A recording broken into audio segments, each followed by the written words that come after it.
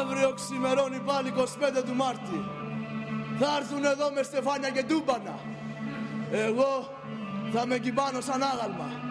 Και σαν έρθει η στιγμή να βγει μπροστά ο Μακούφης που θα βγάλει το λόγο, στάσου θα του πω, κάθε χρόνο το λόγο τον ευγάνατε εσείς.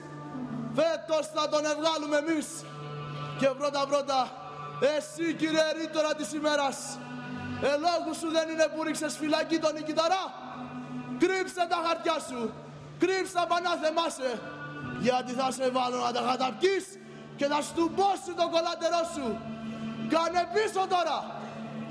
Για ακούτε βρε τωρινοί Έλληνες, όταν σας φαίνουνε για παράδειγμα εμάς τους πεθαμένους, να προσέχετε με ποια πονηριά σας το λένε. Κι άμα σας λένε για την ελευθεριά που πολεμήσαμε, να τη βλέπετε πρώτα αν έχει 4 μάτια.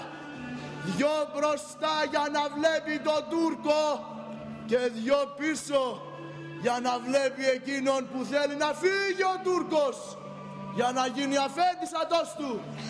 Προσέχετε Έλληνες, εμείς όσο εζούσαμε πολλά επικραθήκαμε και αδικηθήκαμε. Μην αφήνετε τους σπεκουλαδόρους να κάνουνε τους πεθαμένους πολεμιστές κάλπικη μονέδα για να σας πουλάν και να σας αγοράζουνε. Κι αν θέτε στα αλήθεια να τιμάτε εμάς τους παλιούς, μη μας τυράτε πλέον.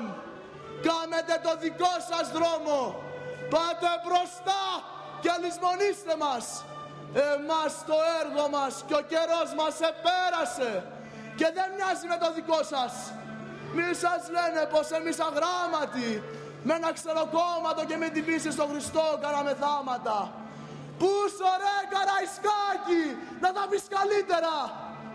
Εμείς επολεμήσαμε για να έχετε εσείς τα γράμματα και το ψωμί που δεν είχαμε και να μην χρειάζεστε θάματα για να ζήσετε ζωή ανθρωπινή.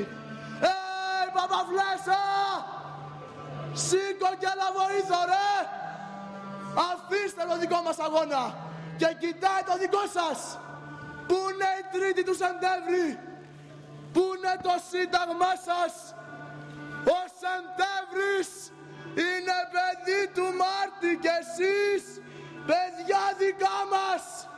Οι πεθαμένοι με τα πεθαμένα και οι ζωντανοί με τα ζωντανά. Παπαφλέσσα, Ανδρούτσο, πά μπροστά γεροπλαμπούντα. Άντε μπράβο, παίξτε μας ένα τσάμικο ρε.